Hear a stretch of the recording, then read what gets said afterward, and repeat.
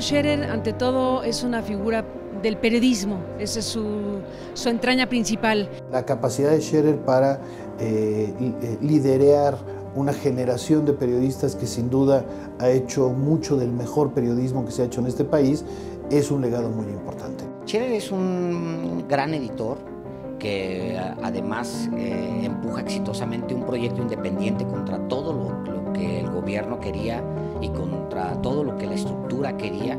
Bueno, a Julio Scherer hay que verlo así, hay que verlo de manera segmentada y hay que verlo en términos de tiempos. Desafío, justicia, crítica, poder, honestidad y amor son algunas de las características de don Julio Scherer, un hombre que trabajó para que el periodismo estuviera al servicio de la opinión pública. Un hombre que duró los años que duró ejerciéndolo, le tocó vivir una gran cantidad de capítulos, de momentos de transición en México y lo supo vivir a plenitud, echando por delante siempre la principal tarea que era la defensa de la libertad de expresión.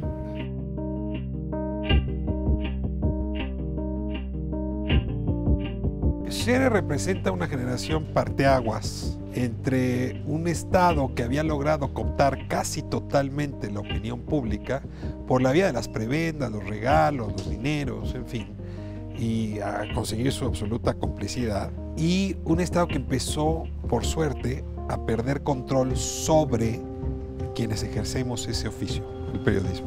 La relación con los políticos es una alternativa para obtener información, pero yo diría que la relación la marcó Scherer con mucha claridad, insistiendo que él no le apostaba a tener amigos en el sector político, sino en todo caso a utilizarlos como fuentes de información. Durante los primeros años del semanario Proceso, Scherer proyectó el periodismo de investigación y denuncia, que sirvió para entender las decisiones de las figuras que influían en el país. Sin duda, pues, en Proceso se hizo este periodismo de una manera notable, pero además de ser de una manera notable, habría que decir que en un momento mucho más complejo del que vivimos, es decir, en donde había un partido único, en donde libertad de expresión era todavía más restringida de lo que hoy se puede vivir, en donde el gobierno tenía un peso tal que hacía muy difícil el periodismo libre. No entendía lo que era investigación, era la denuncia, era un periodista de denuncia. En Scherer hay esta combinación del reportero, del editor y por supuesto de un hombre que construye un estilo a la hora de escribir.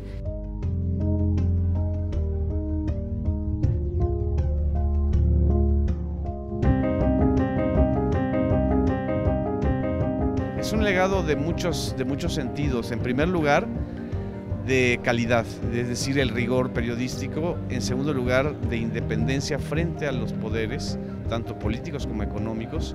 Y en tercer lugar, un espíritu de indagación y de investigación que siempre lo marcó hasta el final. Julio Scherer se asumió como un pedagogo y volvió a lo mismo que Vicente, lo mismo que el padre Maza, ¿no? Y lo mismo que muchos otros, que en el ámbito de la cultura, de los asuntos internacionales, en fin, fueron construyendo un taller lleno de aprendices, que hoy constituyen el periodismo profesional más respetable.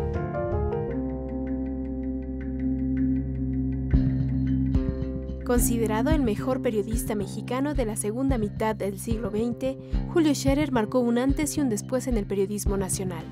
Los temas que le interesaron a este prolífico informador, pobreza, corrupción, conflictos estudiantiles, protestas laborales, son los mismos que el país vive a diario. ¿Pero cómo se hace periodismo actualmente? Yo creo que el periodismo hoy en día vive un retroceso, ¿no? Yo creo que el periodismo en términos generales es bastante pobre.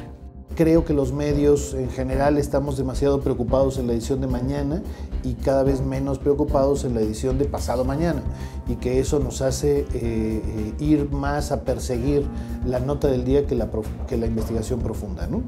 Yo creo que el periodismo en México tiene muchas carencias, y la principal carencia es que no se ha atrevido a investigar. Es un periodismo atado básicamente a la cobertura de fuentes, y eso nos lleva a lo que vemos en las páginas, un periodismo lleno de declaraciones contra un periodismo que se hace en el exterior, que es un periodismo de investigación. No somos los únicos proveedores de información, pero sí tenemos que ser unos profesionales rigurosos para entregar información verídica, no solo verosímil, verídica, contrastada, con fuentes reales, bien investigada y con una capacidad de análisis y de interpretación que le sea útil a la sociedad a la cual servimos.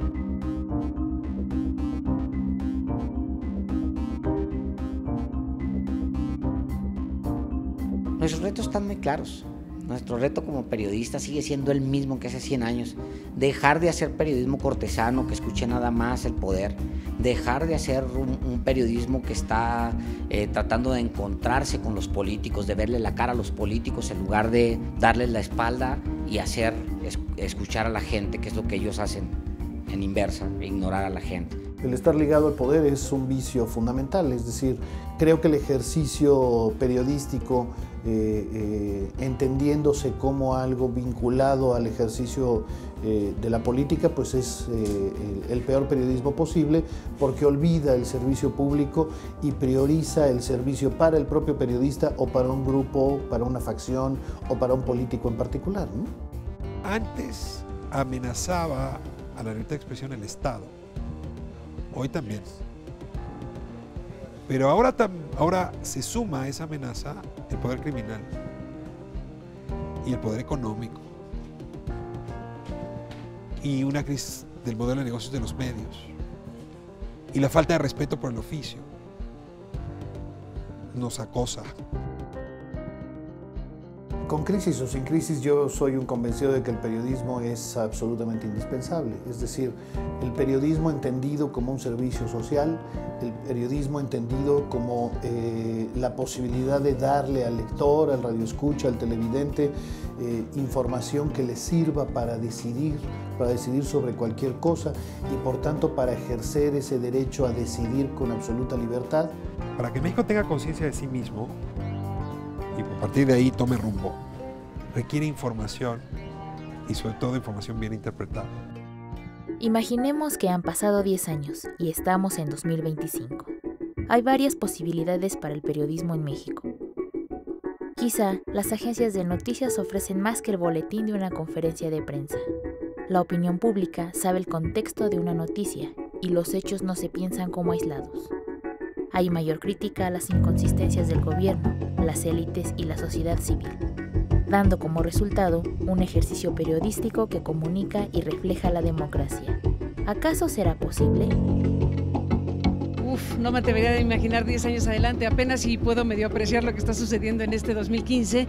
Lo que te diría es que tenemos grandes desafíos y muchos problemas por resolver y grandes situaciones que conspiran contra el ejercicio libre de la prensa. No sé cómo va a estar en un año, en 2025. No tengo la más mínima idea de cómo va a estar en el 2025, porque no tengo la más mínima idea de cómo va a estar en el 2018. Ahora planteemos 3 escenarios diferentes. Ojalá y nos hagamos muy buenos para verificar en tiempos efectivos, ¿no?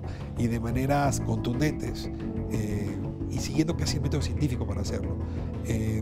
Eso nos va a hacer mejores periodistas en la época de Internet y de redes sociales. Yo aspiraría pues a ver un periodismo que en ese sentido le apuesta pues a la investigación y le apuesta a la revelación como lo más importante, como el centro de este oficio. Yo veo en las redes sociales que eso es lo que es ahora, lo que era antes una agencia de noticias. Yo sí celebraría a periodistas que sepan escribir bien, pero que sepan construir una fotogalería, que sepan hacer una infografía, que puedan hacer gráficos formidables, que tengan agilidad con el video, que puedan hacer audio, que pongan podcast. Es decir, ese es el periodista del futuro. Pero ya que propones pensar en los próximos años, si no hacemos nada, si este país no hace algo, si el Estado mexicano no responde ante los casos ya existentes de periodistas asesinados, no veo cómo no vamos a seguir viendo esas situaciones. Yo no veo un cambio sustancial en los siguientes años porque no lo veo así en la política. Yo creo que México ha ido hacia atrás en muchos aspectos, sobre todo en temas de corrupción. Y yo creo que eso impacta a los periodistas porque es un oficio muy vulnerable. Se han establecido instancias públicas para proteger a periodistas, pero en esencia y en lo más importante, que es impartir justicia, no vemos que realmente el Estado mexicano esté respondiendo y dando señales positivas frente a lo ya ocurrido.